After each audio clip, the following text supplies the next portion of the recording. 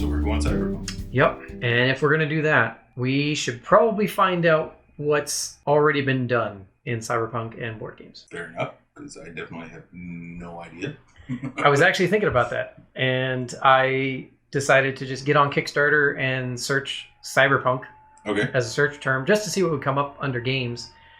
And lo and behold, there's an active campaign right now for Cyberpunk. Or at the time of this recorded conversation, Fair enough. There is a campaign active for a Cyberpunk game. Mm-hmm. It's a skirmish game, and they focus really heavily on that it's miniatures. So you just have some map tiles of city streets, and then you have groups of miniatures, and it looks like they actually licensed the original Cyberpunk Red RPG. That was also licensed for Cyberpunk 2077. Mm-hmm. It's that same universe. So they're using all of that universe material for their miniatures and their and to do that. And it looks like they are being pretty successful at it. So have they had any previous? This particular company has only worked on 2 other games. One of them didn't go, and then the other one did. But all of their really successful stuff has been like RPG terrain and stuff like that. So they put... So they're into the models of miniature kind of... Yeah, so they probably already have all the connections to do all the molding and doing miniatures in a mass production kind of way. Okay. What I started looking for next was just projects within the last few years that have been Cyberpunk and successful, and looking at how much they did and their videos, because if we're going to do Cyberpunk, we need to know how people look at Cyberpunk games on Kickstarter and what is attractive about them. Right. Whether it's just about the game and the mechanics of it, or if people are actually interested in the world and the characters and stuff like that. Visual representation, sure. Yeah. So I looked up a few different ones. I sent them to you. Okay. But there was, let me see here. Okay. It looks like, so there's one called Night Lancers. And back in 2020 is when they funded. So they're pretty recent. Mm-hmm. They did 16,000 pounds, British pounds, to make the game. And their tagline is "Fight to survive as society tears itself apart in this cyberpunk dystopian board game." It looks like become a Night Lancer, a struggling underdog determined not to be ground between the gears of a crumbling dystopia as it falls down around you. Do what you need to survive in the ruthless slums of 2099 Birmingham. So it looks like it's 1 to 4 players. It's basically PvP. So you have one character, you're upgrading that character. You can be cutthroat or try to cooperate, and then they have missions. So it's almost like in Crew for Hire, we have a single character that was the captain, and then we would have crew members. So we would have like several characters on one thing here. This game, it looks like... See, it's interesting. So one thing about this in particular is that it doesn't actually tell you how you win. I'm looking through the campaign and reading and just kind of glancing through this, and it does not say how you win towards the top. It doesn't say what the objective is other than survive, but we don't know what that means. Right. Is there a countdown? Is there just, So it says, after the final round, you get one last chance to settle debts, ditch the heat, and earn extra prospects. Okay, so it says if you have the most prospects, then you win, but it's not all about the prospects, as if you sacrificed all your ideals without getting them back, there's nothing left to survive for and you can never win. So they're using a lot of flavor language that doesn't make a lot of sense for like, here's how you win. Right, yeah. But me, I like to keep it simple. But it does look like you're managing money and health. They have health, resolve, money, loans, and deals. And then it looks like they have different missions that happen through it. I mean, the game was praised for like, how fun it is and stuff. But just glancing at it, it's kind of hard to get an idea of what it's about. But anyway, so this one seemed like really focused on story, and they did okay. They did enough to make the game. It's not quite as much as we would need, but there it is. I don't so know what the pounds to the dollars. I don't know either. And I know it's not equal, that's for sure. So it could be close, but we probably would need a little bit more. Yeah. Okay. But knowing that campaign existed just last year does tell us that Cyberpunk that kind of feels RPG-ish with characters and a rich world is definitely something people can get on board with. Another one called Human Interface, Nakamura Tower, raised £87,000. So this was a much bigger game. They included miniatures. So there's one big difference there. But it looks like this one has like a location board, which is in a corporate tower, and then people are moving their miniatures through it. It kind of looks like a bit of a dungeon crawler. Okay. So you're moving through rooms and defeating enemies and picking up items and just kind of like working your way through this tower. Okay. Oh man, yeah, it looks like they were really heavily focused on making some really cool miniatures and having different characters for each of those miniatures and stuff. So so that was probably a big selling point for them was the fact that it's got miniatures with it. Okay. But they are all the way back from, I want to say 2016. I'm looking to see if I can see it here. I don't see it. 2017. Well, it looks like their last updates were in 2017, but it looks like I'm like trying to go back in updates, and it's like update number 113 was in July 2016. So this could have been something kind of long. So it's either 2015 or 2016 that this one came out.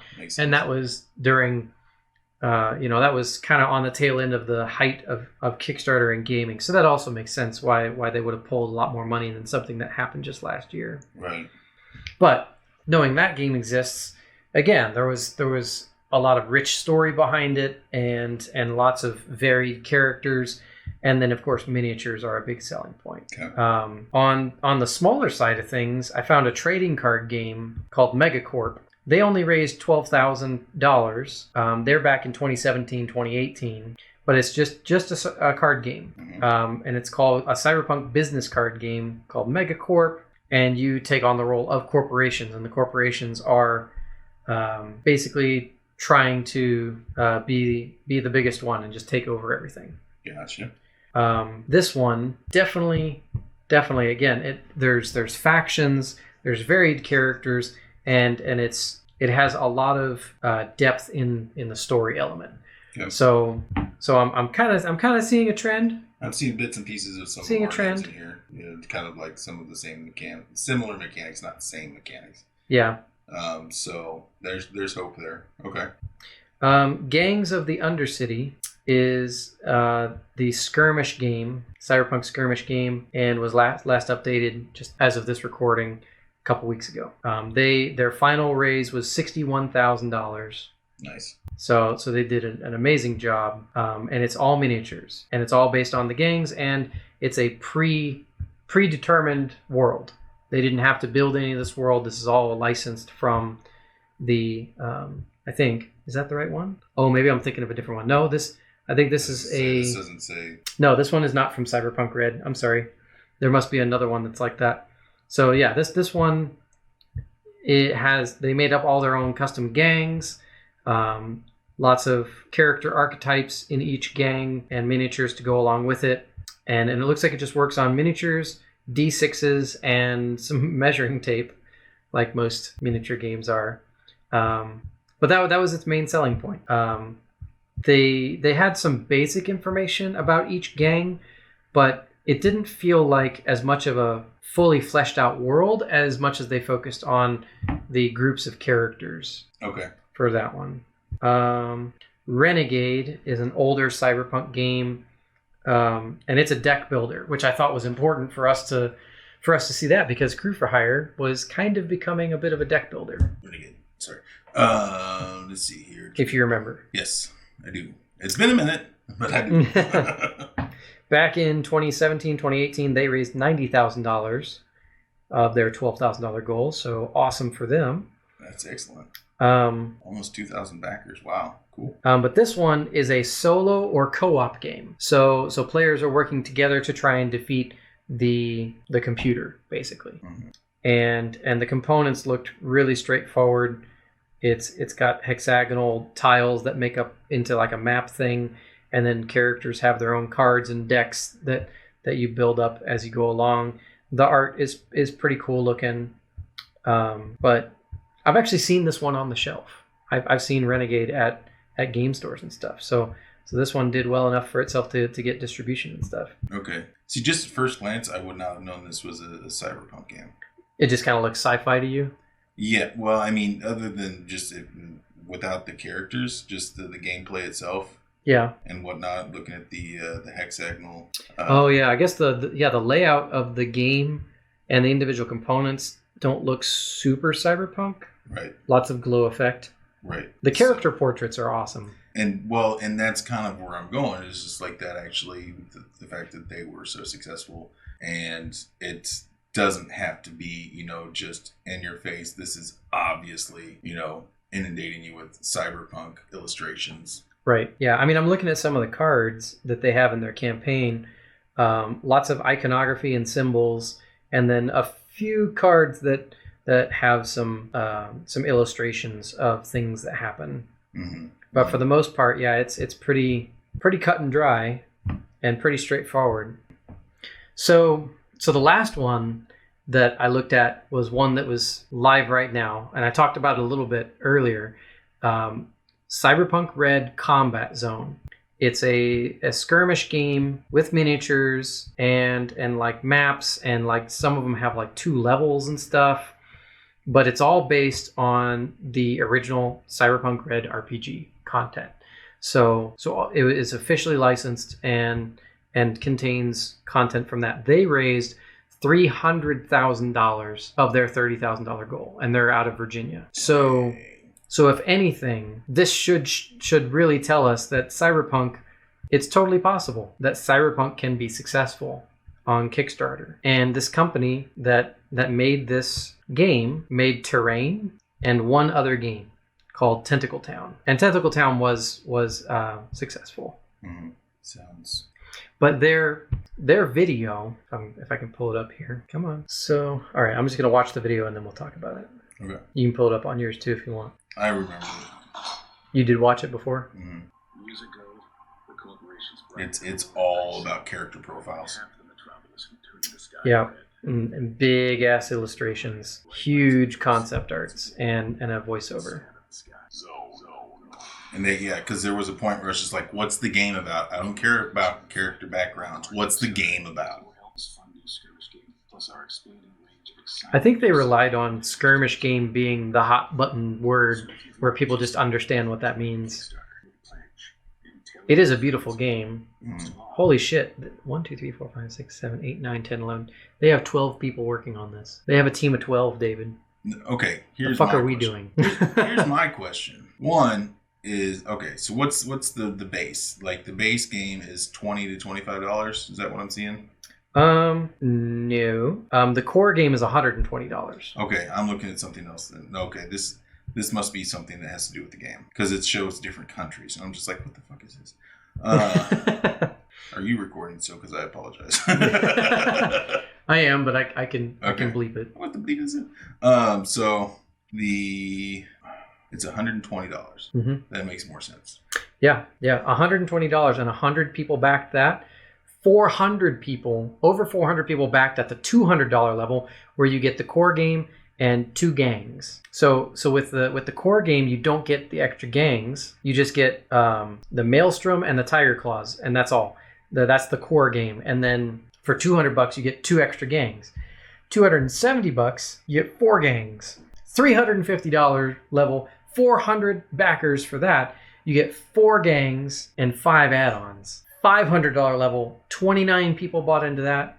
It's a retailer pledge. 10 people bought into the $1,000 level, where your head or a friend's gets sculpted as a usable alternate miniature piece for all pledge shipments. So it's an alternate piece. So it's not like a permanent change to the game. It's just an extra piece. Mm-hmm. that they're producing, 10 people went for that. That's crazy. So they had the right price point, they had the right kind of components for that price point, and people bought into it. Pretty heavy. I mean, good job for Cyberpunk Red Combat Zone. And I'm sure the licensing was not cheap. That was one of my next points. And this is a 2-player game. That's it. It's only 2 players? 2 players. That's it. So biggest differences between what we're trying to do and this is that, yeah, we're trying to do something that's like up to 6 players at once, and then we don't have miniatures, and it's not really about PvP as much. Crew for Hire. Right. Crew for Hire was more like a parallel competition where you're trying to outpace your opponent, not really beat the crap out of them. Well, I mean, if we're giving it a facelift anyway, we can throw a little more PvP in there if we want. We can discuss that later. Wow. So they were very successful. They apparently Cyberpunk RPG minis have been previously released, and so this is almost like an expansion on something that already exists as well, because the Cyberpunk RPG has miniatures that like help in playing the game, but this is like its own standalone thing as well, and people might be buying into this because they can also just use the miniatures for their RPG campaigns and not just playing the skirmish, like little short 45-minute game between 2 people. Okay. So it's a dual purpose. So you're grabbing people that are into the RPG and possibly just wanting the miniatures and the board and the pieces to like use for their campaigns, and maybe people that are interested in just a little 2-player dueling game. I almost think the former is more likely, that people are like, that it's RPG players that will throw down hundreds of dollars on miniatures for their campaigns that they're running. That would explain why the commercial was so character based. Right.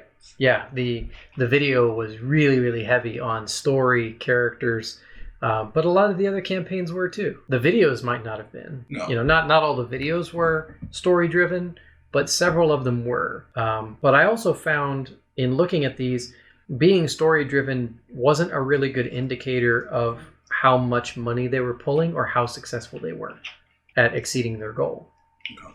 So while it seems like a good idea to have a rich world and characters and just flesh it out as much as we can, that doesn't seem to correlate to the amount of success the game could have. There's a lot of other factors that are going on here that are creating sale points for these games that we've been looking at. Well, the biggest one's always going to be getting in front of the right people. Yeah, that's the hardest part. Mm-hmm, mm-hmm.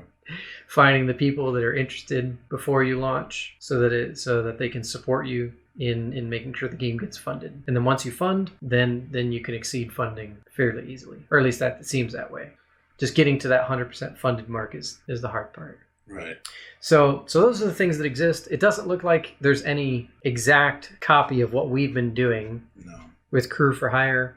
There was a deck builder, but ours is not quite a deck builder. Ours kind of a hybrid. Yeah, there was kind of an RPG-ish one, but ours isn't quite that either. So I think we're ready to start translating this game from the original steampunk to what this would look like as a Cyberpunk game, and start thinking about this world.